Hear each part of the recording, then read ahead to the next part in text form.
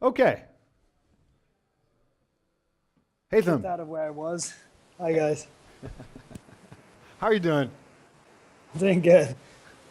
Oh, sweet. So, say hello to Haytham. He's in New York.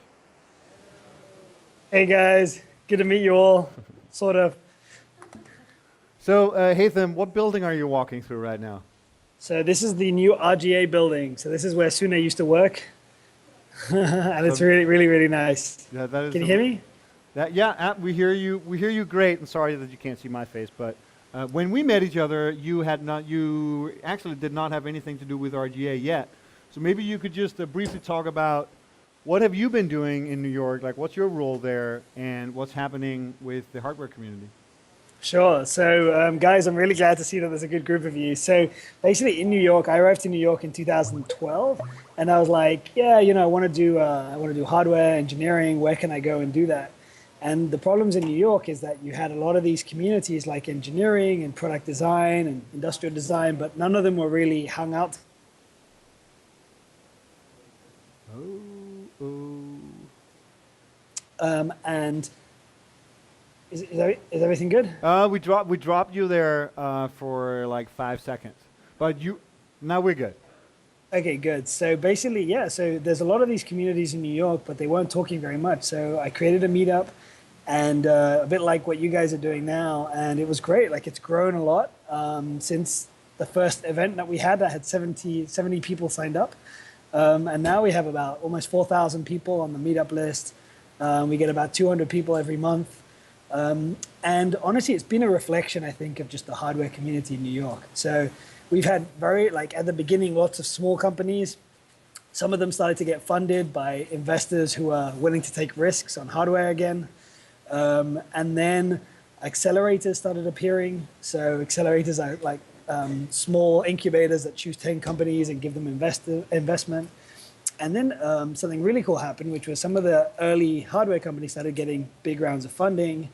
And then some of them got acquired, right? And so suddenly you have all these entrepreneurs who, like yourselves, were in the audience at the beginning and presenting, and now they were guys with lots of money that could invest in the startups again. And so what's happened in New York is it's gone full circle, where we started with very early founders who were making the community, and now we have them acting as angel investors, creating the new companies that are popping up. I think the other cool thing is that there's been, if you think of where does experienced hardware like talent come from, it can come from sort of universities, but the experience is usually low.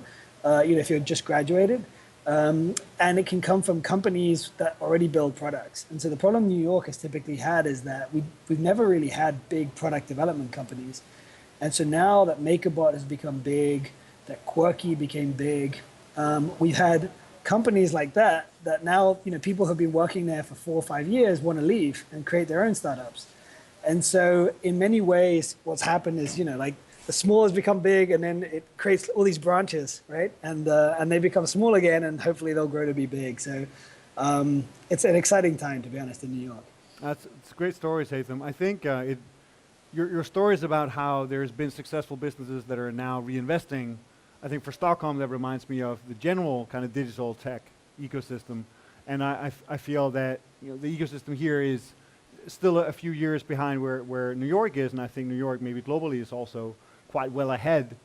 Any thoughts or tips or things that you felt has been working well for you or for New York that you think we could think about in Stockholm in terms of I don't just mean in terms of being like successful in a business sense, but in terms of getting the hardware community going broadly.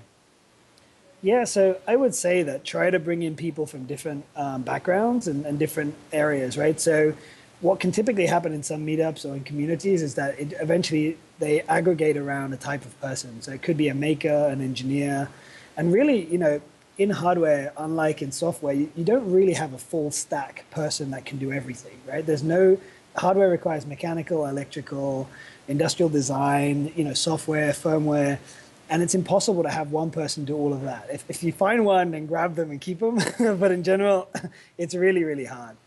So I would say that the only way you can really build successful businesses in the hardware space, or at least have a shot, is to make sure you are bringing people together that have those different backgrounds. Because otherwise, if it's just makers or just designers, then you'll realize you'll have sort of a shortcoming in terms of expertise that you need. Cool. And for you specifically, how have you managed to get so much interest in your meetups, and how have you managed to grow that community? What can we do to kind of get a similar growth in our community here? Yeah, so a lot of it is about giving time for networking. I think that's really important. And the other one is just bringing good presenters. And so I saw the car that you had at the break, and it looked great. So I think you're doing part of that already. But at the beginning for us, it was really hard to get presenters, and I would email everyone, and it was really hard to make sure I had 4 presenters every week. Now I have a list that is 2 or 3 months long, right? And so I would say that the combination is just get people together and show them cool stuff, demos and prototypes and presenters. Every story that a presenter has usually is very inspiring at the beginning, right? And so I think if you can bring those stories and get those people to come in and tell those stories, it's very, very inspiring to do your own thing. And so what's changed now with us is before it used to be all entrepreneurs, and now we have mostly people, even from big companies, coming in who are just curious, right? And so that's when you start, when they see the founder who's telling an inspiring story, then they can become, brave enough to leave their comfortable job and join a scrappy startup, right? Which is what you want. That's a good point. So I was going to ask, I want to just end with how do people reach out to you? How do they get in touch? But maybe before that, I feel like there was a story or two about how you've been in touch with some hardware startups from here, or maybe it's like totally off the radar. I feel like maybe Odin or somebody like that. Is there anything you can mention? Without going into any details, but just kind of like mention how you could potentially help some people out? So actually the Odin people, I don't know if you guys are familiar, but the Odin technology guys, they reached out, and they're going to be presenting actually probably in the next meetup. And so, they're starting to get plugged into the community. And who is, sorry, Haytham, who is Odin? We don't know them as a group here. Oh, okay. So they're a startup. One of the founders is Swedish, Willem Sunderbad or something like that. I can't remember his name, but he got together with a guy from London, and they moved to New York basically to start their company. And so they got some funding from a European company.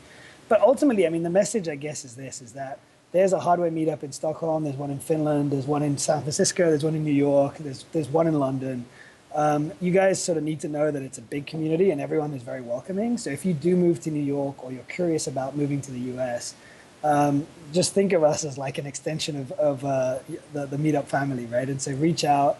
It's very easy in a few meetings to understand what's going on in every city, and how you might benefit maybe from potentially either moving or just getting some good practices from different experiences. So if you do come to New York, or you're thinking about it, you just reach out. If you're going to London, like Suna and I know the guy in London. So it's very much a very open, community that will receive you with open arms, right? That's right. And I'll just relay that emphasis that it feels like the hardware community is still in that early stage that maybe internet was in 10, 15 years ago. So like the sense of community is very strong, and the sense of wanting to help is equally strong. So Haytham, if somebody here does want to reach out to somebody in New York, how do they reach out to you?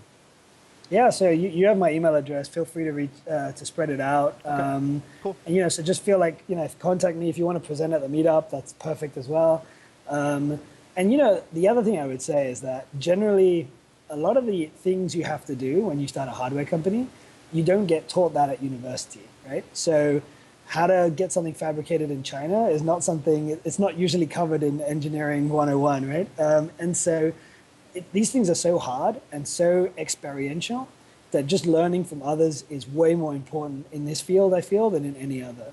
And so that's why I take advantage that you're connected sort of worldwide to people who, even if you talk to me or someone in London, we probably all have a China story, right? And so we're all facing the same challenges. The markets might be slightly different. So take advantage that people have the experience, and try to make the mistakes through them so you don't have to. That's great. Haytham, thanks a lot for joining. Thanks, guys. Good luck. It's great to talk to you. Bye.